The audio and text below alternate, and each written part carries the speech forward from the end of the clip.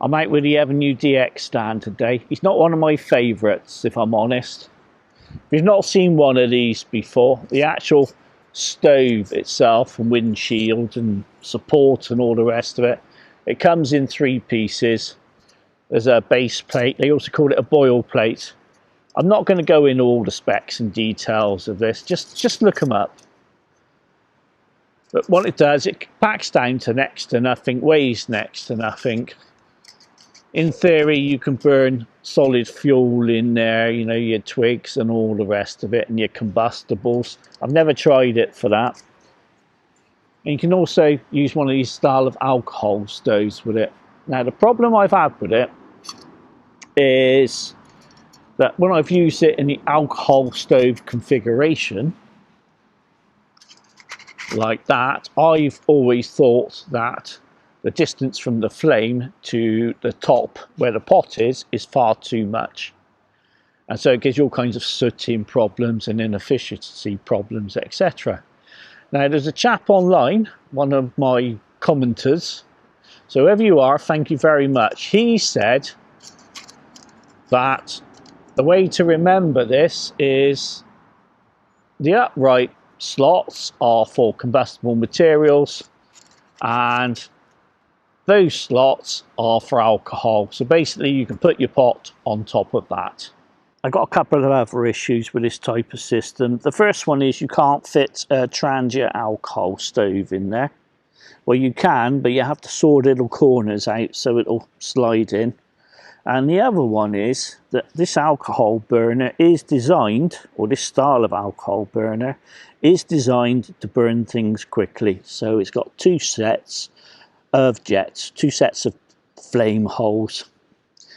So what I'd like to do is to be able to slow this down.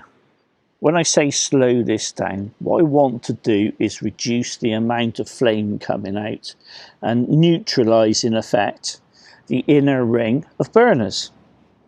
And you can do this quite satisfactorily if you place a pot directly on the top. The issue you've then got is stability.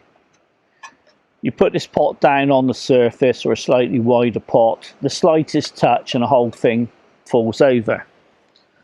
So I've come up with an idea, and it's this. It's a piece out of the bottom of a tin can, which I've just cut round with some tin snips. And what I want to do is create that, which is to reduce the flame pattern by having something directly on top of it, but also to still allow the alcohol burner to be placed in some kind of pot stand. So that's how I've come up with this idea. What I want to do is place it directly on top of the stove, fire him up and see what happens. Here's a better view. The bottom of the tin can goes straight on top. So in effect it blocks a lot of the top jets. It doesn't fully block them because the stove will go out, but it sits on top as a pan would, and then in theory the bottom row of jets will still allow the flames to come up, and so make this far more efficient and maybe allow a gentler sort of boil. Well, that's my theory anyway. Let's see what happens in practice.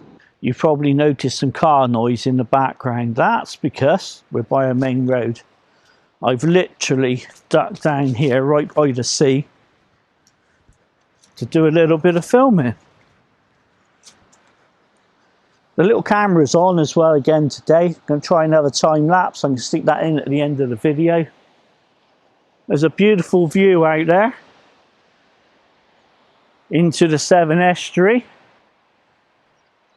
It's lovely when the tide's in. You just have to imagine it's a blue colour and not that latte colour you get down Costa or whatever your favourite coffee shop is. I've only put 30 ml of fuel in today. We'll wait for him to bloom properly and then throw the lid on top.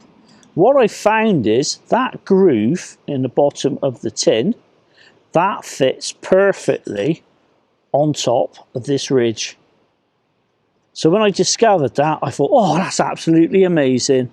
Of course it just could be a stupid idea. Here we go, moment of truth.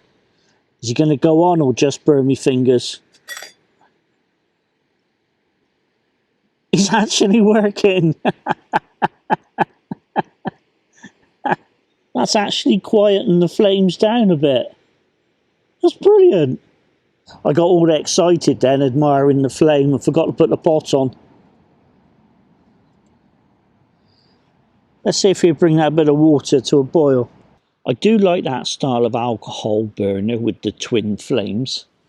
But once you light them, they just go. So I'm wondering if this idea would make him a bit more controllable and a bit more user-friendly, shall we say, to be able to use him in different situations. I appreciate that I'm trying to make this do something it's not designed to do, with just 30 ml of fuel as well. Let's have a look. Oh, I can see little bubbles. I think that alcohol is just about burnt out now. He's still going. He's still going. Still a little bit in there. It's very controllable. I'm so pleased with that. How are we doing? We've almost got a boil. We keep him going till he runs out of alcohol. Well, we've almost got a rolling boil. Yeah, and the alcohol's gone out, but it did work. We didn't bring that to a raging boil, but that was perfectly hot enough to have a cup of tea with milk. I forgot to factor that in, didn't I? The inside of tins are coated, so you've got to burn off that coating to make it safe. I burnt it off all right. I guess it'd be all right. Just this once. I'll show you the fit again. That groove there fits on there, look, and he's really snug. So instead of trying to precariously balance a pot on top and reduce the flame, I can now use this as a surrogate pot on top and place him in just about any pot stand I like. It also means that I'm going to keep this Avenue DX stand because he fits so nicely in the bottom of a 750 ml pot. You can travel fast and light with this little setup. And I've got the ability to use something like that or that and get a slower boil or a simmer. I think that's going to work out well. Thanks for coming along on this stove experiment.